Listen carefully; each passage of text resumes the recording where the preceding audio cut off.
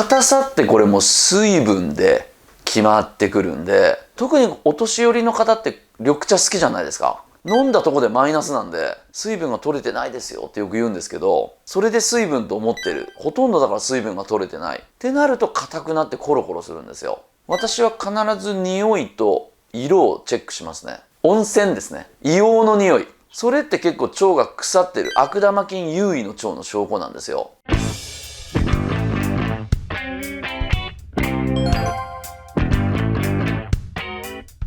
うんちですが、まずうんちの硬さですよね。もう硬さってこれも水分で決まってくるんで、水分を取ってないとやっぱコロコロしちゃうんですよ。やっぱ患者さんとよく話して思うのが、いや水分取ってますよって結構言う人いるんですよね。でよくよく聞いてると、やっぱコーヒーをもう水分とカウントしたりしてる人もいるし、これ利尿作用、カフェインの利尿作用でおしっことして出ちゃうんですよね。腸にまで水がいかない、さらにマイナスになる、それで水分と思ってる、ほとんどだから水分が取れてないってなると硬くなってコロコロするんですよ。であと緑茶とかもそうですね。緑茶も利尿作用があって、紅茶もそうですね。でそれもやっぱこう利尿作用で出ちゃうんで、特にお年寄りの方って緑茶好きじゃないですか。もう水代わりに結構飲んでる方って多いんですけど、これもマイナスですよと。飲んだとこでマイナスなんで水分が取れてないですよってよく言うんですけど、で意外な盲点が結構ウーロン茶ですね。ウーロン茶って紅茶の葉っぱからできてるんですよ。と同じなんですよね。なのでこれも利尿作用があるんで、だからまず硬さっていう点で見ると、水分がうまく取れてるかで、適切な水分の補給をしてるかっていうので、やっぱり普通のお水って一番いいんですよね。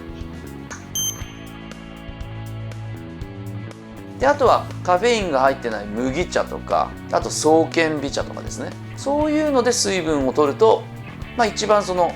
水分として腸の中に水が移動してくれると。これがまず硬さを見るってことですね。あとは便がふっくらしてるかしてないかっていうのを見るんですけども、これ結構その便がこう細切れで出てくる方って結構いらっしゃるんですけど、細切れに出るっていうことはやっぱ繊維の量が足りてないっていうことなんですよ。繊維が十分取れてると便がこう1本で出てくるんですよ。でさらに便の表面がお尻にあんまり便が付着しないんで、ティッシュで拭いてもほとんど便がつかないよっていうのが繊維が十分取れてるっていう証拠なんですよね。うまく取れてる時ってティッシュで拭いても便がつかないんですよ。私ほとんどこれです。ほとんどティッシュにうんちがついたことないですね。それはなぜかというと繊維をきちっと取ってるからですね。で野菜だけで取るのって結構やっぱ難しいんで、患者さんにもよく言うんですけど、私はよく言うんですけど、青汁とイージーファイバーっていう繊維の粉を毎朝こう 150cc のシェーカーに豆乳と混ぜてシェイクしてこう飲んでるんですけど、それだけで結構繊維って取れるんですよ。だから野菜だけで取ろうとすると結構な量を取らないといけないんで、そういう補助的なものを使ってあげると、あとは好きなだけ野菜を取ればいいかなっていう感覚になるので気楽になるんですよね。そうすると意外ともう本当にティッシュがいらない、ティッシュいらずのトイレなんでどこでもできるみたいな感じですね。これ一番重要かもしれないんですけど、あとは色と匂いですよね。結構ね腸の環境が悪いとこう腐敗してくるんですよ。いわゆる乳酸菌の少ない、善玉菌が少なくて悪玉菌が多い腸の環境だと腐ってくるんですよ、便が。そうするとやっぱ腐敗臭ってしてくるんですよね。そうするとちょっと匂いが結構きつくなって、ゆで卵みたいな感じの温泉ですね、硫黄の匂い、それって結構腸が腐ってる、悪玉菌優位の腸の証拠なんですよ。腸内細菌のこう死骸が結構たくさん混じってるとちょっと黒っぽくなってくるんですよ。茶色からやや黒みたいな感じの色になってくると、これは環境が悪いなっていうことなんで、私は必ず匂いと色をチェックしますね。黄色っぽくてふっくらしてる一本の長い便で出るとで匂いもあんまりきつくないなっていう便だと、すごい環境がいいんだなっていう判断をして、一日がね、これいい腸の環境なんだって思うと、すがすがしいですよね。毎朝私はもう決まった時間にトイレに座ります。トイレに行きたくなって座るってことはしないんですよ。これも便をちゃんと定期的に出すコツなんですよね。例えば行きたくなって行くってね、実はあんまり良くないんですよ。例えば朝でもいいですし、朝が一番いいと思うんですけど、決まった時間に行きたくなくてもトイレに座るんですよ。で、私そこでちょっと医学書読んだりとか新聞読んだりとかするんですけど、そしたらもう5分ぐらいしたら出だすんですよね。これは本当に便が行きたくなる時って、もう肛門の近くまで便が行くとですね、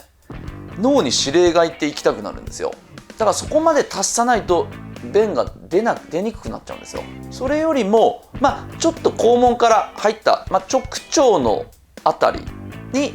便が来てると、座ることによってちょっと前動が始まって、しばらくするとその便が出てくるんですよね。そうすると前動がきちっとある程度座ったら出るようになってくる癖がついてくるんですよ。そうすると行きたいっていうのがなくても便が出るようになってくるんですね。だから決まった時間に座って5分は座っとく。そして出なくてもいいんですよ。出なかったらそのまま出て、でもだんだんそれが座ったら出るようになってくるのが反射で出るようになってくるんですね。そうですそうです。自分でコントロールするってことですね。例えばじゃあ夜座るようになってくると夜出るようになってくるんですよ。朝に行きたくない、夜、これね自分で作れるんです、ペースを。よく会社に行ってトイレに行って座って出すっていう人もいっぱいいますよ。これも自分でペースを作ってるんですよ。そうするとその時間に出るようになってくるっていう、コントロールすることって便でできるんですよ。そのためには同じ時間にトイレで座るっていうのがやっぱ一番大事なんですよね。面白いですね。これも脳を騙すって感じですね。だからもうそれは意図的にずらすんですよ。家族でこの時間に行くという予約制にして、そしたらその時間に座ったら出るようになってくるんで、被ることがなくなりますよね。そうですそうですそうです。そうだから私が先に行って私が先に出すとかいうのもありですね。